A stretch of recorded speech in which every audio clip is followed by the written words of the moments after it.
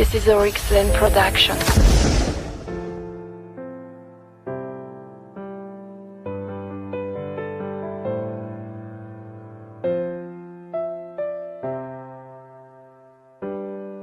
Efazacha nisy aminao ka nanjary nagny rery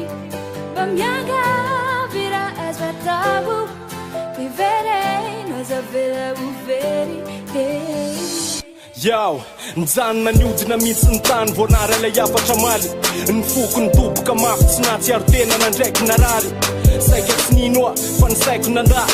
lazaiko fanofa kay tena izy le hoe tapiketo ny tataratsika sela nanontany tena hoe inona ny antony nisy ratsy nataoko ve fa eto ahifona aminao raha mba mety fefatako dalaka le aiza hoaiza am'zao le fitiavana feno mamina ny rana ny aina tsy fampitandremana akory fenao ny manapaka za miala maina tsy zaka fa mavesatra loatra aminaly tsy kifandao sarotra be na nadino anao tsy ekeny ny foko le hoe ndeha matika petsy vavao asenao raha mareny antsoantsoko atiry malala mba mingafy farany aza tositosika fa tena milula sadala Fazatra misy aminao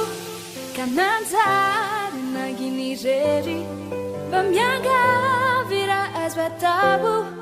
mivery nazavela overy fa sarotra amiko mianatiny relazy tsy tantiko ny ahitanao ve niankavy tsy masaraka andao fa naraka andao de fity vavao nomeko anao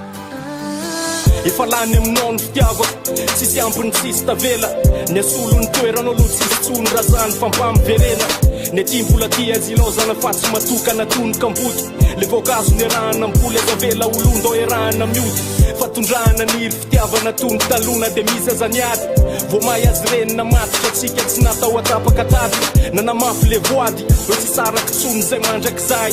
raha nisy atsona nataoko tsy amnery ny tsony fa zao azo fay alahelo ny mameny ny andro fa nilaozanyzany olo tina tsisy tsony ny anjara masoandro andromaliko afenao kivina tsy mavita mamindra fa mora mianjera ny tenako avimba tatano tsy mahinana tsony ana ray sorokely malala fa vimba fahano Fazatra misy aminao